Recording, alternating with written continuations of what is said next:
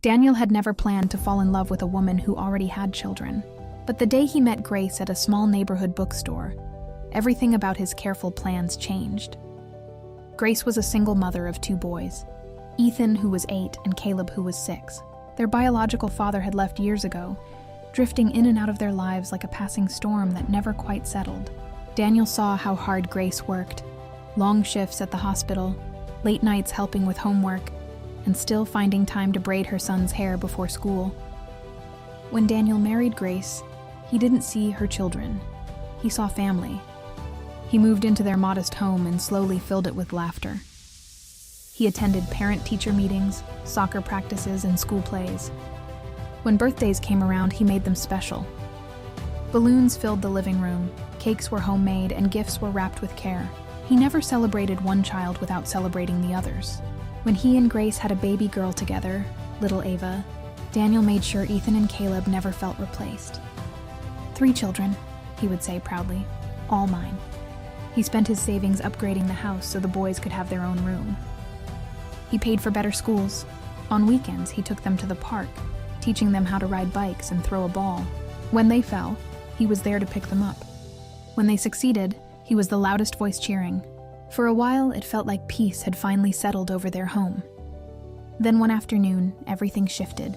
The boy's biological father showed up unannounced. He stood at the gate with a charm that hid bitterness. At first, Ethan and Caleb were excited. They hadn't seen him in months. But as days passed, his visits became more frequent and more poisonous.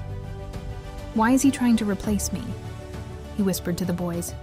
"He's not your real father. He just wants to control you. He spends money now, but one day he'll leave." Seeds of doubt began to grow. The boys started withdrawing from Daniel. They ignored his calls for dinner. They refused to help him carry groceries. When he corrected them gently, they snapped back. "You're not our dad," Ethan shouted one evening. Daniel froze. Grace tried to intervene, but the tension kept building.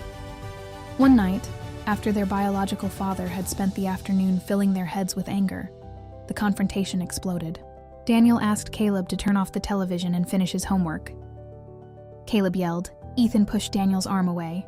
Words turned sharp, emotions turned ugly. "You can't tell us what to do! You're nothing to us!" In the heat of the moment, Ethan shoved him. It wasn't a strong push, but it was enough. Daniel stepped back, not because he was hurt physically, but because something inside him cracked. Grace scolded the boys, but the damage had been done.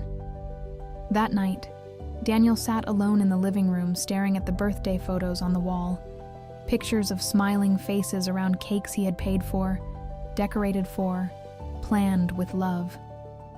He thought of the school fees, the doctor visits, the bedtime stories, the whispered prayers over each child. He had never asked for gratitude, only respect.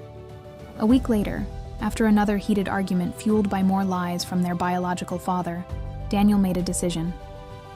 He packed a small suitcase, Grace cried. She begged him to stay. "I love you," he told her softly. "And I love the children. But I cannot force them to see my heart." He kissed baby Ava on the forehead, glanced once more at the boys who stood silent and defiant, and walked out. At first, the boys felt victorious, but reality is a quiet teacher. Their biological father stopped visiting once the conflict he created had done its work. The birthday parties stopped being grand. The extra tutoring stopped. The fridge wasn't as full. When the roof began to leak during the rainy season, there was no one immediately fixing it. More than that, there was no one at their soccer games, no one waiting after school with snacks, no steady, calm presence at the dinner table. They began to notice the difference between words and actions. One evening, Caleb looked at an old photo of Daniel teaching him to ride a bike. "He never missed," Caleb whispered. Ethan swallowed hard. Dad never even came. For the first time, they understood. Daniel had chosen them when he didn't have to. He loved them without obligation. He gave without blood tying him to them. Regret settled heavy in their young hearts. Grace saw the change too. The quiet apologies, the tears at night, the questions about when Daniel might come back. By the time they realized his worth, the house felt emptier than it ever had before. And somewhere across town, Daniel sat alone in a small apartment, staring at the phone that hadn't rung, still loving 3 children, whether they claimed him or not. Sometimes the value of a good man is only seen in the silence he leaves behind.